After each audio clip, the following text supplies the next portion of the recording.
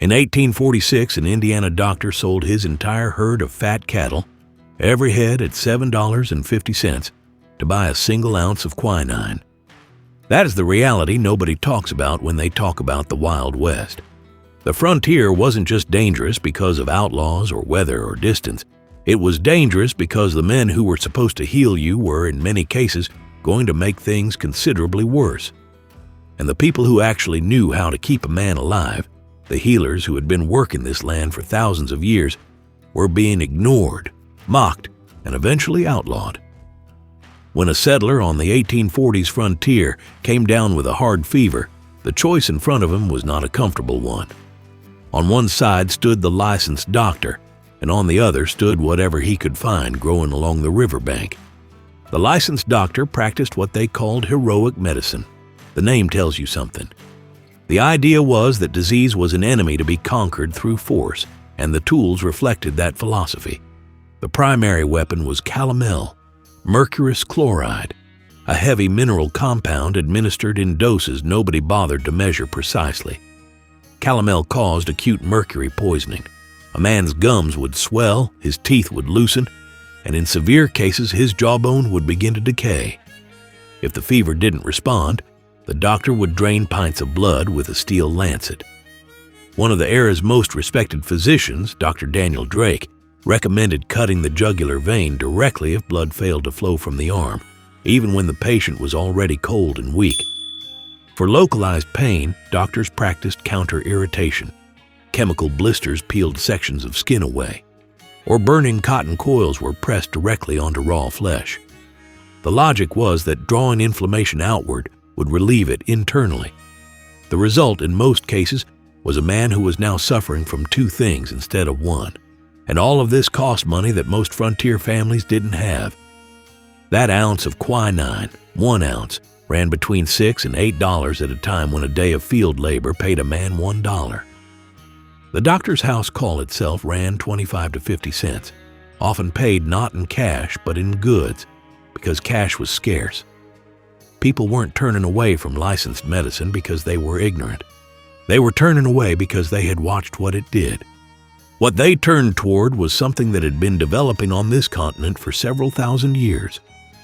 Native healers across the western and midwestern territories had constructed a botanical pharmacopoeia through careful empirical observation, not mysticism, not superstition, but the kind of knowledge that only comes from watching closely for a very long time. Willow bark tea, brewed from the inner bark of the river willow, lowered fevers and dulled the kind of joint pain that made a man useless for days. The active compound in that bark is salicin, a chemical the human liver converts directly into salicylic acid, which is the same mechanism at work in every aspirin tablet manufactured today. The frontier settler chewing willow bark along the Platte River was doing biochemically the same thing a person does when they shake 2 tablets out of a bottle on a modern kitchen shelf. He just didn't have the language for why it worked. The knowledge was real before the explanation existed. In the summer of 1858, the economy of Rice County, Minnesota, was running on roots. The Panic of 1857 had made paper bank notes essentially worthless on the northern frontier. Gold and silver were the only currencies that meant anything, and most families didn't have much of either. What they did have was forest. Dense glacial-carved woodland threaded through with marshy lakes and narrow footpaths, and underneath the canopy of those woods, growing in the deep shade, were massive beds of wild American ginseng. Buyers paying in silver started arriving in Rice County that spring. One merchant, a man named Whitney, purchased 6 tons of wild ginseng in a single week. A 4-year-old boy named Frank Ann Dyke earned 75 cents in 2 days digging alongside his family. Fresh roots brought 6 to 8 cents a pound in silver. Dried roots brought 25 to 30. A barrel of flour cost $11. A pound of butter cost $1. A dozen eggs cost $1. Every one of those staples could be purchased with roots dug from ground that, the year before, nobody had thought to call valuable. That year, the United States exported 350,000 dry pounds of wild American ginseng to Imperial China, a global trade that had been running for over a century, built entirely on the botanical knowledge of the people who had identified the root's properties long before any merchant from the East arrived to price it. Betsy Calloway of Fosco, North Carolina, didn't have a merchant's ledger or a county boom to work with.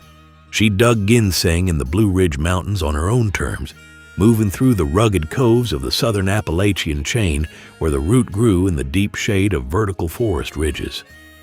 She carried a child on her back while she dug. She carried her harvests over the same Rocky Mountain trails on her own legs, then sold them to regional dealers in Virginia and Tennessee for 10 cents a pound. The trails she walked were not easy trails. The work was not light work, and the knowledge that took her to the right coves, the right shade, the right soil, that knowledge didn't come from a book. There is a reason this knowledge almost disappeared entirely. It wasn't the market. It wasn't even the medical establishment, though that played its part. It was policy, deliberate and systematic. Toward the end of the 19th century, the Federal Office of Indian Affairs worked actively to dismantle the structures through which this knowledge passed from one generation to the next. Traditional healing ceremonies were banned, sacred medicine bundles were confiscated, healers who continued to practice faced prosecution. Native children were taken to boarding schools and punished for speaking their own languages, which meant the oral transmission of botanical knowledge, the way these remedies had been carried for millennia, was severed at its root.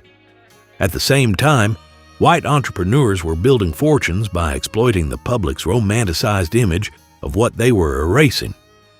John Healy and Charles Bigelow founded the Kickapoo Indian Medicine Company in 1881 and built one of the most successful patent medicine empires in American history. Their product, Kickapoo Indian Sagwa, sold for 50 cents to $1 a bottle and contained capsicum, mandrake, guaiacum, sal soda, and a substantial quantity of high-proof alcohol. They staged traveling medicine shows across the country, hiring native actors to perform caricatured dances on decorated stages surrounded by colorful posters. Buffalo Bill Cody's name appeared in their advertising, falsely endorsing sagwa as the only remedy Native Americans had ever used. The shows were enormously popular. The medicine was effectively worthless, and the genuine botanical science those shows were imitating was, at the same moment, being suppressed by the same federal government that allowed those shows to run. The knowledge wasn't completely gone, though. It survived because one man wrote it down. Swimmer, his Cherokee name was Ayunini, was born around 1822 in the mountain tracts of the Qualla boundary in the southwestern corner of North Carolina. He trained as a Cherokee priest and healer from early youth, learning the oral formulas that had been passed through the Eastern Band for generations.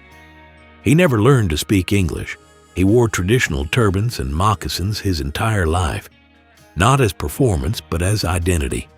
He served as a referee at traditional Cherokee ball plays.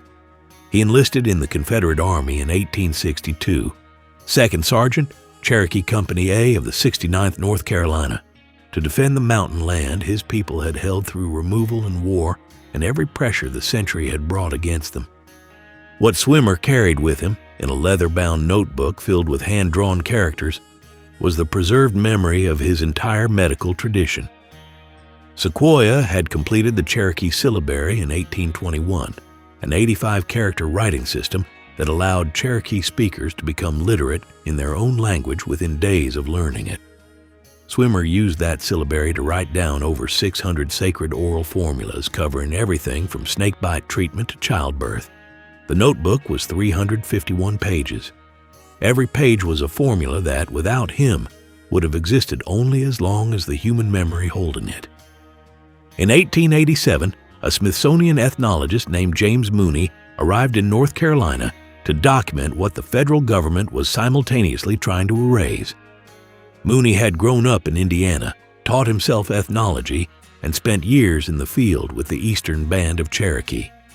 He gained the trust of conservative healers the way few outsiders ever had, by treating what they knew as knowledge worth preserving, not spectacle worth observing. Swimmer recognized in Mooney a man who understood what was at stake. He shared the notebook. What Mooney preserved became known as the Swimmer manuscript, the single most comprehensive record of 19th century Cherokee ethnobotany in existence, save from permanent erasure in the last years of the man who had written it. Swimmer was buried on a high mountain slope with traditional Cherokee ceremony.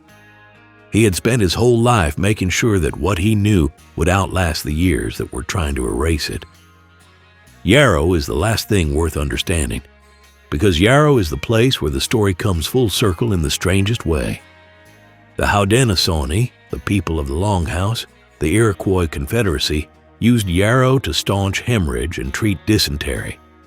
Roman soldiers carried it in their battlefield kits and called it herbe militaire. Greek legend holds that Achilles used yarrow to treat the wounds of his soldiers during the Trojan War, which is why its Latin name is Achillea millefolium. That legend is ancient enough that most historians treat it as myth.